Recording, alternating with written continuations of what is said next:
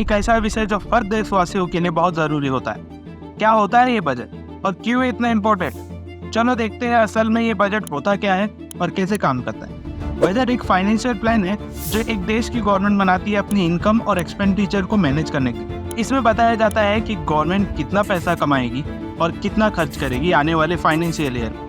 ये बजट हर साल रीडिफाइन किया जाता है और आने वाले पूरे 1 साल तक इसे इम्प्लीमेंट किया जाता है। बजट का मेन पर्पस है देश की इकोनॉमी स्टेबिलिटी को मेंटेन करना। इससे गवर्नमेंट को पता चलता है कि किस सेक्टर में कितना इन्वेस्ट करना है, जैसे एजुकेशन, हेल्थ केयर, डिफेंस और इंफ्रास्ट्रक्चर। ये बजट इंश्योर करता है कि रिसोर्सेज का एफिशिएंट और इफेक्टिव यूज हो। चलिए बजट के कुछ फेजेस को समझते हैं। Phase 1, budget cycle. Budget cycle कुछ स्टेजेस में डिवाइड होती है, जैसे कि प्रिपरेशन, प्रेजेंटेशन, अप्रूवल और इम्प्लीमेंटेशन। प्रिपरेशन, जिसमें मिनिस्ट्री ऑफ फाइनेंस और उसके various departments important role play करते हैं। ये लोग डेटा कलेक्ट करते हैं, एनालाइज करते हैं और फिर एक डिटेल बजट ड्राफ्ट तैयार करते हैं। हर डिपार्टमेंट अपनी जरूरत और प्लानिंग के हिसाब से अपने प्रपोजल्स भेजते हैं, जो फिर मिनिस्ट्री ऑफ फाइनेंस को सभी प्रपोजल्स को जोड़कर प्रेजेंटेबल बनाना पड़ता है। Presentation, finance minister budget briefcase के साथ पार्लियामेंट में इंटर करते हैं और फिर एक फॉर्मल बजट स्पीच देते हैं। इस स्पीच में देश की फाइनेंशियल हेल्थ, इंपॉर्टेंट स्कीम्स और पॉलिसीज का जिक्र होता है, जिसमें बताया जाता है कि न्यू स्कीम्स और पॉलिसीज में कितना पैसा खर्च होगा और कैसे यूज होगा, जो आने वाले फाइनेंशियल ईयर के लिए प्रपोज किया जाता है। अप्रूवल, बजट प्रपोजल पर पार्लियामेंट में डिटेल डिस्कशंस और डिबेट्स होती है। Members of parliament demands for grant पर वोटिंग करते हैं। इस प्रोसेस के दौरान हर चीज को अच्छे से डिस्कस किया जाता है और अगर जरूरत पड़ती है तो कुछ चेंजेस भी सजेस्ट किए जाते हैं। इम्प्लीमेंटेशन, ये स्टेज इक्वली इंपॉर्टेंट है। Ministry of finance funds allocate करती है और एक्सपेंडिचर का मॉनिटरिंग भी करती है। ये इंश्योर करता है कि जो भी फंड्स एलोकेट किए गए हैं उनका सही इस्तेमाल हो रहा है और प्रोजेक्ट्स टाइमली कंप्लीट हो रहे हैं। रेवेन्यू बजट 2 पार्ट में डिवाइड होता है, रेवेन्यू रिसिप्ट्स और रेवेन्यू एक्सपेंडिचर। रेवेन्यू रिसिप्ट्स वो रिसिप्ट्स होती है जो government day to day activities और सर्विसेज से मनी जनरेट करती है। 2 तरह की रेवेन्यू रिसिप्ट्स होती है, टैक्स और नॉन टैक्स। टैक्स रेवेन्यू में आता है income tax, corporate tax, GST, custom duties, excise duties और भी बहुत सारे टैक्सेस। नॉन टैक्स रेवेन्यू में आते हैं गवर्नमेंट के अदर सोर्सेज से इनकम, जैसे कि interest receipts, dividends, funds, fines और फीस। रेवेन्यू एक्सपेंडिचर, ये वो खर्चे होते हैं जो गवर्नमेंट अपने डे टू डे फंक्शंस और सर्विसेज प्रोवाइड करने के लिए करती है। प्लान एक्सपेंडिचर, जैसे कि सोशल सर्विसेज और इकोनॉमिक सर्विस। और अनप्लान एक्सपेंडिचर, जैसे कि सब्सिडीज और मेंटेनेंस।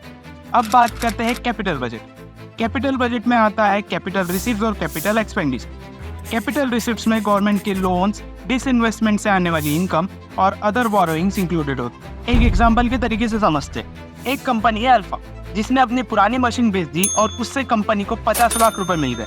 ये पैसा कंपनी के लिए कैपिटल रिसिप्ट होगा, क्योंकि ये रेगुलर इनकम नहीं है, बल्कि एक बार की इनकम है जो एसेट्स बेचने से मिली है।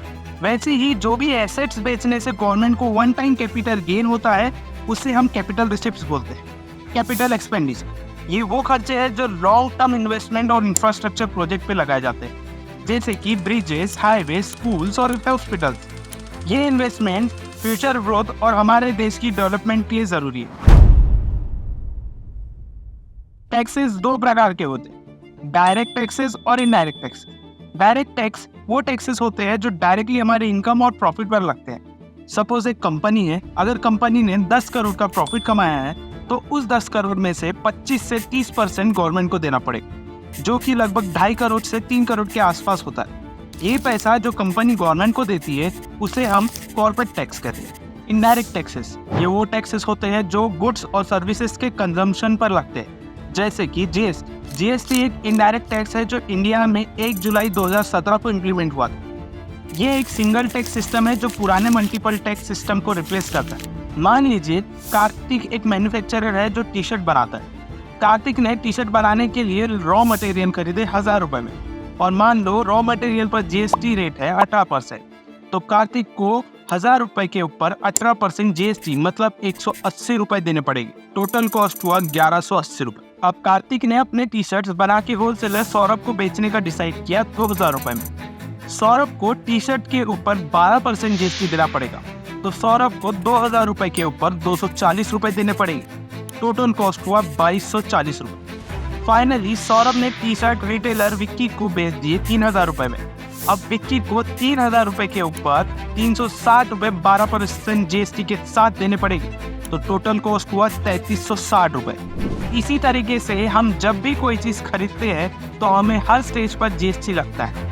अगर आप अपने पिछले स्टेज का जीएसटी क्लेम करना चाहते हैं तो इनपुट टैक्स क्रेडिट के थ्रू आप जीएसटी क्लेम कर सकते हैं। वैसे ही हर प्रोडक्ट्स का अलग अलग जीएसटी परसेंटेज होता है। लग्जरी प्रोडक्ट का हाई जीएसटी परसेंटेज होता है और नॉर्मल कंजम्पशन प्रोडक्ट्स का लो % जीएसटी होता है। बजट हमारे देश के हर नागरिक को समझना बहुत जरूरी है ताकि हम आने वाले देश के ग्रोथ और गवर्नमेंट बजट सिस्टम के बारे में और भी अच्छे से जान सकें। अगर आपको ये वीडियो अच्छा लगा हो और बजट से रिलेटेड इन्फॉर्मेशन पसंद आई हो तो अपने फ्रेंड्स और फैमिली के साथ शेयर करना ना भूलें और हमारे वीडियो को लाइक करें और चैनल को सब्सक्राइब करें। तो हमारे चैनल के बेल आइकन को प्रेस करना ना भूलें। जय हिंद, जय भारत।